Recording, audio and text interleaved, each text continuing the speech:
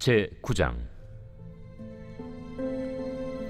사울이 주의 제자들에 대하여 여전히 위협과 살기가 등등하여 대제사장에게 가서 다메섹 여러 회당에 가져갈 공문을 청하니, 이는 만일 그 도를 따르는 사람을 만나면 남녀를 막론하고 결박하여 예루살렘으로 잡아오려 함이라.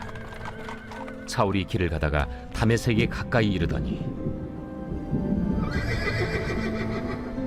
호련히 하늘로부터 빛이 그를 둘러 비추는지라. 땅에 엎드러져 들음에 소리가 있어 이르시되, 사울아, 사울아, 네가 어찌하여 나를 박해하느냐? 주여, 누구시니까? 나는 네가 박해하는 예수라.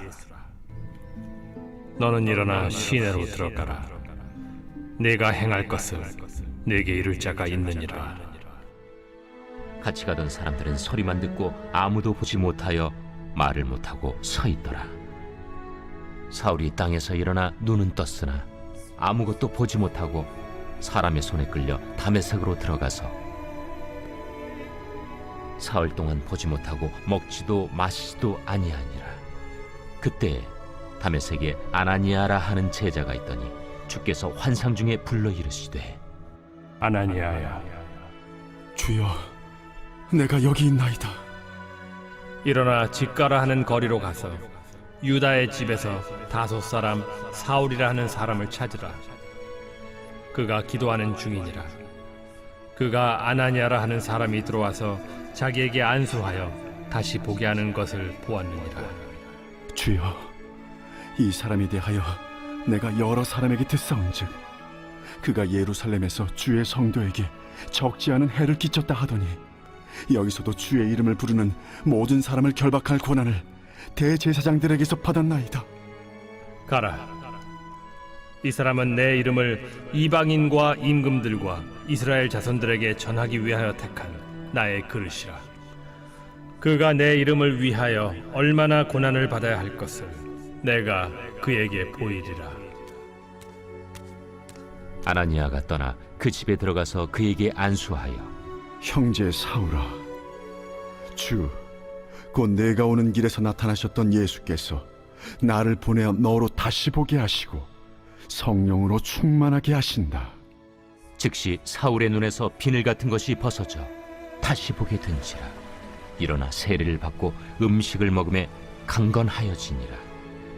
사울이 다메섹에 있는 제자들과 함께 며칠 있을새. 여러분 반갑습니다. 오늘도 큐트레어는 기막힌 하루입니다. 본 말씀 사도행전 9장 1절부터 19절의 말씀입니다. 오늘은 그 유명한 바울의 회심 사건이 기록된 본문입니다. 오늘 이 바울의 회심을 통해서 우리에게 말씀하시는 성령의 음성에 귀를 기울이시기 바랍니다. 먼저 첫 번째로 구원은 100% 하나님의 은혜입니다. 오늘 1절 2절 말씀에 사울이 주의 제자들에 대하여 여전히 위협과 살기가 등등하여 대제사장에게 가서 다메섹 여러 회당에 가져갈 공문을 청하니, 이는 만일 그 도를 따르는 사람을 만나면 남녀를 막론하고 결박하여 예루살렘으로 잡아오려 함이라 그랬습니다. 여러분은 보통 바울하면 떠오르는 이미지가 무엇입니까? 우리가 아는 바울은 위대한 사도, 복음전도자, 신약의 절반을 기록한 그런 신실하고 거룩한 이미지로 기억을 합니다. 그런데 바로 그런 의미에서 오늘 본문은 매우 중요한 가치를 지니고 있는 본문입니다. 왜냐하면 이 말씀은 과거의 바울, 회심 이전의 바울이 어떤 사람이었는지를 소상하게 밝히고 있기 때문입니다. 성경이 오늘 바울의 과거에 대해 알려주는 사실이 무엇입니까? 예전의 바울은 예수를 맹렬히 미워하던 자였고, 딱 그만큼 교회와 성도도 맹렬히 핍박했던 자였다는 사실입니다. 오늘 1절에 보니까 사울이 주의 제자들에 대하여 여전히 위협과 살기가 등등하였다라고 합니다. 그리고 이전에는 그 도를 따르는 사람들을 만나면 남녀를 막론하고 결박하여 예루살렘으로 잡아오려고 했다고 합니다. 여러분, 제가 어떤 신학자의 책을 읽어보니까 예수와 교회를 이토록 미워하는 바울의 모습이 마치 마약에 취한 사람과 같다라고 표현했습니다. 여러분, 저는 이 묘사가 전혀 과하게 느껴지지 않습니다. 여러분, 그렇지 않습니까?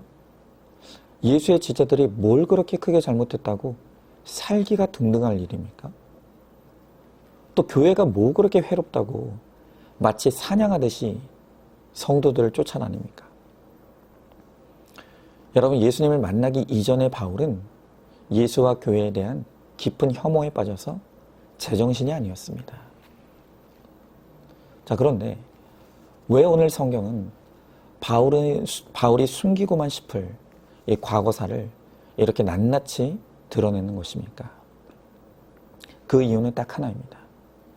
이 바울의 과거를 알아야만 바울에게 임한 은혜가 얼마나 놀라운 것인지를 깨달을 수 있기 때문입니다. 오늘 이 본문에서 드러나는 예전의 바울을 딱 한마디로 정의하면 그는 절대로 예수 믿을 사람이 아니었다는 것입니다. 세상 사람들이 다 예수 믿는다고 해도 딱 한 사람 바울만큼은 끝까지 예수를 믿지 않을 사람이었다. 이것이 옛사람 바울의 상태였다는 것입니다. 그런데 그런 바울에게 기적이 일어나죠. 이 바울이 예수님 앞에 완전히 꼬꾸라져 항복하고 나온 것입니다. 그냥 예수를 믿는 정도가 아니라 그를 위해 목숨 바치는 사도로 변한 것입니다. 여러분, 도대체 어떻게 핍박자 사울이 사도 바울로 변한 것입니까? 어떻게 이런 일이 일어났습니까? 그것은 100% 하나님의 은혜입니다. 바울은 그냥 존재 자체가 은혜의 산물입니다. 그래서 바울은 고린도전서 15장 10절에서 고백하기를 내가 나 된 것은 하나님의 은혜로 된 것이다 라고 고백하는 것입니다. 여러분, 바울뿐만이 아닙니다. 성경에 기록된 하나님의 구속사를 보면 하나님이 택하시는 사람들은 언제나 인간적으로 보기에는 너무나 의외의 사람들입니다. 특히 이 마태복음에 기록된 예수님의 족보를 다시 우리가 생각해 보기를 원합니다. 여러분, 예수님의 족보에는 하나같이 이상하고 뜻밖의 사람들 투성입니다. 아브라함의 아들들 중에 건강하고 튼튼한 이스마엘이 아니라 연약한 이삭이 계보에 올라갔습니다. 또 이삭의 자녀 중에서도 효도하고 사냥자라던 에서가 아니라 거짓말쟁이에 돈 좋아하고 여자 좋아했던 야곱이 올라갔습니다. 그뿐입니까? 예수님의 족보에 이름을 올린 여인들의 면면을 보면 아브라함의 부인 사라, 이삭의 부인 리브가, 야곱의 부인 레아, 이런 사람들이 올라간 게 아닙니다. 대신 시아버지와 동침한 다말, 기생 라합, 이방 모압 여인 룻, 다윗과 불륜을 저지른 바세바, 정말 말하기에도 부끄러운 그런 죄를 저지른 사람들이 예수님의 족보에 이름이 올라간 것입니다. 여러분, 이 예수님의 족보가 우리에게 가르쳐주는 게 뭡니까? 예수님의 계보는 하나님의 베푸시는 은혜의 계보라는 것입니다. 천국은 나의 공로나 행위로 가는 것이 아니라 도리어 연약한 자들이 자기 죄를 깨닫고 가는 곳이 천국입니다. 여러분, 이 바울도 마찬가지입니다. 바울같이 위협과 살기가 등등하여 주와 교회를 핍박하던 절망적인 인생에 구원받고 쓰임받는 것은 100% 하나님의 은혜인 것입니다. 여러분, 이런 바울의 과거사가 오늘 우리에게 얼마나 큰 위로와 소망이 되는지를 알아야 합니다. 여러분, 이처럼 바울 같은 인생도 100% 하나님의 은혜로 구원받았다면 우리가 보기에는 절대로 변하지 않을 것 같은 내 남편, 내 자녀, 그리고 내 이웃과 지체들도 하나님이 능히 구원하실 수 있다는 것을 우리는 확신할 수 있어야 합니다. 여러분, 사실 기적 중의 기적은 나 같은 인간이 예수 믿고 구원받은 것입니다. 우리도 하나님의 은혜가 아니었다면 이 죄가 죄인 줄도 모르고 죄 가운데 살다가 다 지옥 갔을 인생입니다. 그러나 하나님이 그의 은혜로 바울도 우리도 예수를 믿고 구원받는 인생이 되게 하셨습니다.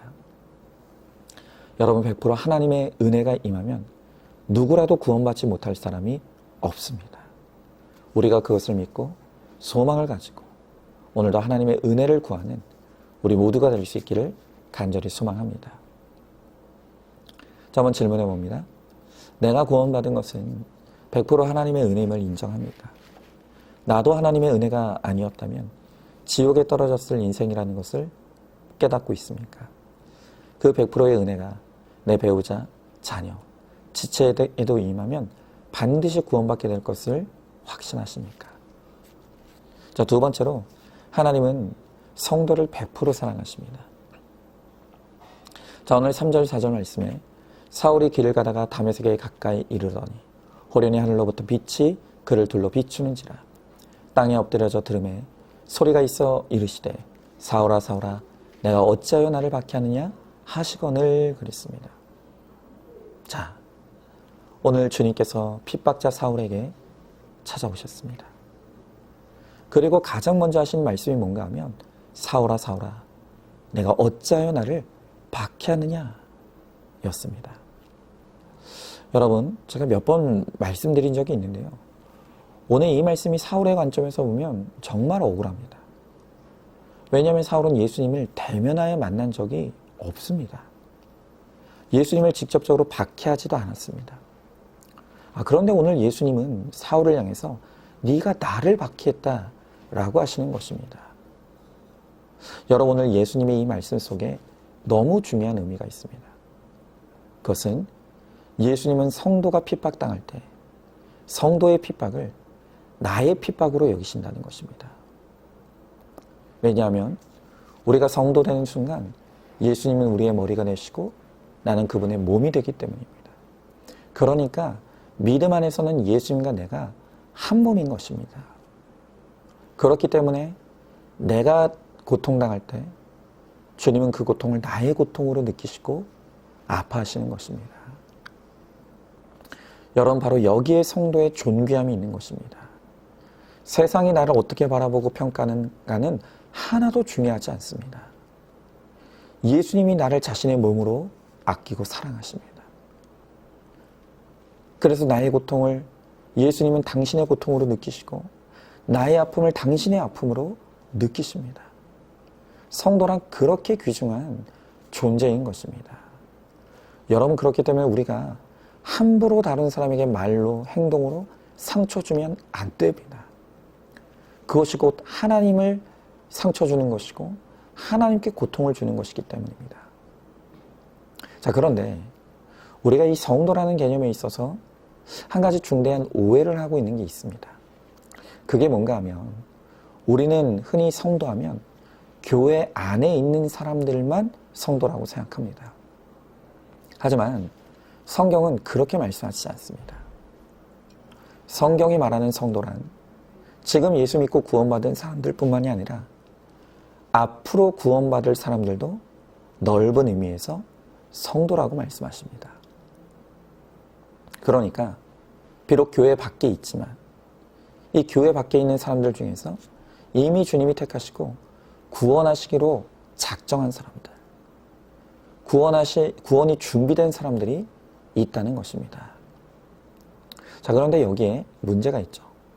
그것은 누가 앞으로 구원받을 사람인지 우리가 모른다는 것입니다.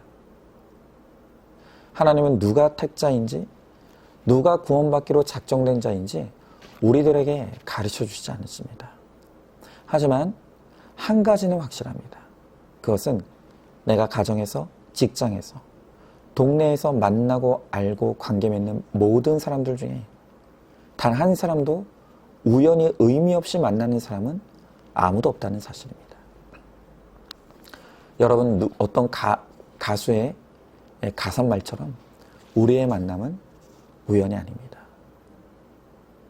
하나님의 구원을 돕고 섬기라고 나에게 보내주신 사람이라는 것입니다. 여러분, 그러므로 하나님이 굳이 우리들에게 누가 택자인지 가르쳐 주지 않더라도 내가 만나는 그 모든 사람들이 하나님이 사랑하시고 구원하시기로 작정한 택자로 우리가 여겨야 하는 것입니다. 여러분, 당장 바울을 보십시오. 누가 바울같이 위협과 살기가 등등하여 교회를 핍박하던 사람들이 사도가 될 것이라고 상상조차 했겠습니까? 그러나 예수님이 그를 회개시켜 성도와 사도가 되게 하셨습니다. 여러분, 그렇다면 우리 주변에 내가 만나는 그 어떤 사람도 우리가 함부로 재단하고 판단하여서 구원을 포기해서는 안 되는 것입니다. 여러분, 오늘 우리가 만나는 모든 사람이 구원을 위해 하나님이 내게 보내주신 사람이라는 것을 잊지 마십시오. 누구도 함부로 판단하지 마십시오. 최선을 다해서 돕고 섬기고 사랑하시기 바랍니다. 그리고 하나님께 지혜를 구하며 때가 되었을 때 그때를 놓치지 말고 복음을 전하시기 바랍니다. 그러면 그도 주님께로 돌아와 구원받는 역사가 일어나게 될 것입니다. 자, 한번 질문해 봅니다. 내가 함부로 무시하고 정죄하는 그 대상이 누구입니까? 그것이 예수님을 핍박하는 것임을 깨닫고 있습니까? 오늘 내가 만나는 모든 사람이 구원을 도우라고 하나님이 보내주신 사람이라는 것을 깨닫습니까? 자, 마지막 세 번째로, 하나님은 먼저 구원받은 나에게 사명의 자리로 가라고 하십니다. 자, 오늘 10절, 11절 말씀에 그때 다메섹에 아나니아라는 제자가 있더니 주께서 환상 중에 불러 이르시되 아나니아야 하시거늘 대답하되 주여 내가 여기 있나이다니 주께서 이르시되 일어나 집가라는 거리로 가서 유다의 집에서 5 사울이라는 사람을 찾아라. 그가 기도하는 중이니라 그랬습니다. 자, 지금 예수님을 만난 사울은 눈이 멀어버렸습니다. 주님은 그에게 다메섹으로 가서 구원을 기다리라고 명령하십니다. 한편 주님은 아나니아라는 제자에게 찾아가셔서 사울에게 가라고 명령하십니다. 자, 그런데 이때 아나니아가 주님의 명령에 순종하지 않습니다. 못 가겠다는 것입니다. 왜냐? 사울은 교회를 핍박하는 원수이기 때문이라는 것입니다. 자, 그때 주님이 뭐라고 말씀하십니까? 그 원수에게 가라는 것입니다. 주님은 길게 말씀하시지 않습니다. 15절에 주께서 이르시되 가라. 그냥 가라고 말씀하시는 것입니다. 자, 오늘 여러분들에게 묻습니다. 여러분의 원수는 누구입니까? 꼴도 보기 싫은 남편입니까? 끝도 없이 사고치는 자식입니까? 시댁과 처가의 식구들입니까? 여러분, 우리가 다른 사람은 몰라도 절대로 갈 수 없다고 하는 원수가 우리에게 있습니다. 그 사람이 나에게 한 짓을 생각하면 절대로 못 간다고 생각할 수 있습니다. 자, 여러분, 저는 여러분들이 당한 일을 겪어보지 않았기 때문에 저는 여러분들에게 그럼에도 불구하고 원수를 사랑하고 그 원수의 구원을 위해 그에게 가라고 말할 수 없습니다. 그러나 하나님은 여러분들에게 그 원수에게 가라고 명령하실 충분한 자격이 있으십니다. 왜냐하면 주님은 원수를 사랑하셨고 그 원수에게 가셨기 때문입니다. 무엇보다 우리 주님이 구원을 위해 찾아가신 그 원수가 바로 저와 여러분입니다. 여러분, 골로새서 1장 21절의 말씀에 여러분도 전에는 악한 일로 하나님을 멀리 떠나 있었고 마음으로 하나님과 원수되어 있었습니다. 라고 말씀하고 있습니다. 그렇습니다. 우리가 전에는 죄 가운데 살면서 하나님의 원수였습니다. 심지어는 하나님을 믿게 된 지금도 우리는 죄 가운데 살면서 원수 노릇하며 살고 있습니다. 그런데 하나님은 자신의 독생자 아들 예수에게 원수인 나에게 가라고 명령하셨습니다. 그리고 예수님은 토달지 않으시고 원수인 나에게 오셨습니다. 나를 위해 죽기까지 사랑하심으로 나를 원수에서 하나님의 자녀로 삼아주신 것입니다. 여러분, 이렇게 우리 모두는 원수인 나를 구원해 주신 하나님의 은혜를 입었습니다.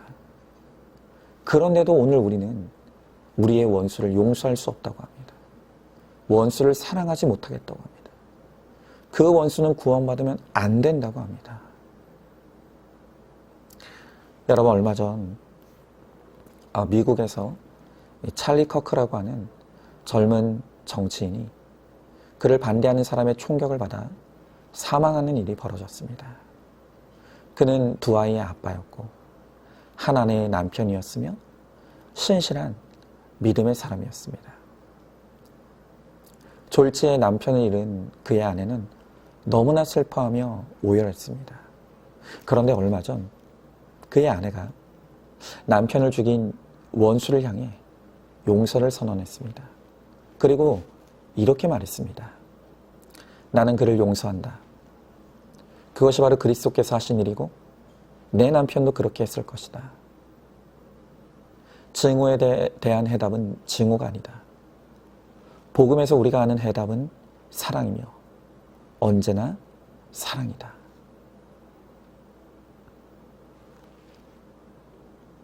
여러분, 그녀는 그리스도께서 하신 일이 원수를 사랑하고 구원하신 일이기 때문에 내 남편도 그렇게 했을 것이기 때문에 나도 그를 용서하겠다고 선언합니다. 여러분, 그러고 보면 진짜 우리의 원수는 그 남편, 자식, 시댁, 처가가 아닙니다. 그들을 사랑할 힘도 마음도 없는 내 안에 있는 나의 악과 죄가 진짜 나의 원수라는 사실을 깨달아야 합니다. 예수님이 원수인 나에게 가라 하시는 이 아버지의 명령에 죽기까지 순종하여 내가 구원을 얻었습니다. 그래서 주님은 오늘 우리에게도 원수에게 가라고 하십니다. 그를 용서하고 사랑하며 그의 구원을 돕고 섬기라고 하십니다. 하지만 우리에게는 그 명령을 지킬 힘이 없습니다. 원수를 사랑할 마음이 없습니다. 그럴 용기도 없습니다. 그러고 싶은 마음도 없습니다. 여러분, 이 시간 우리가 그러한 상태라는 것을 깊이 고백하고 회개하기 원합니다.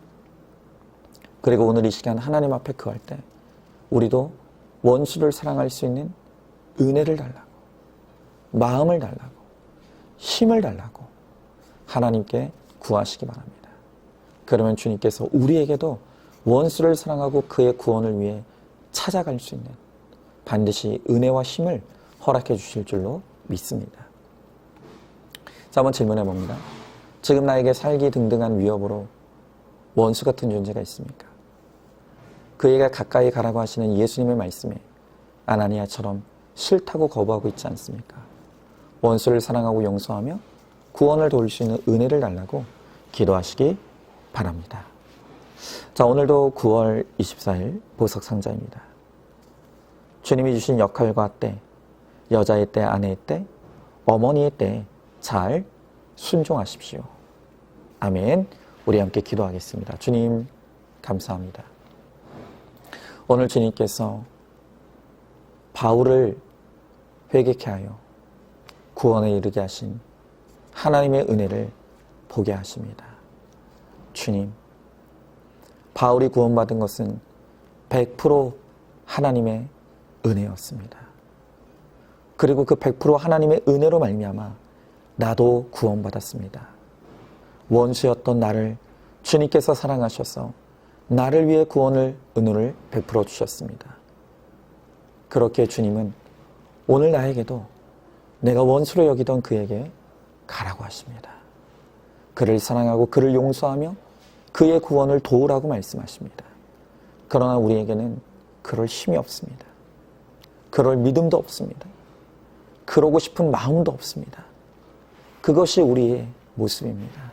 주님, 이 시간 우리의 강팍한 모습을 주님 앞에 고백하며 회개함으로 나아가오니 주여 우리를 불쌍히 여겨주시고 우리에게도 그와 같은 은혜를 부어주셔서 오직 하나님이 주시는 은혜의 힘으로 원수를 사랑하며 그를 용서하며 그의 구원을 돕는 자리로 갈 수 있도록 주님, 우리 가운데 은혜를 베풀어 주시옵소서. 믿사함의 사랑이 많으신 우리 예수님 이름 받들어 기도드리옵나이다. 아멘. 오늘도 큐티로 기막힌 하루를 살아내는 하늘가족 공동체 우리 모든 성도님 되시기를 주님 이름으로 축복합니다.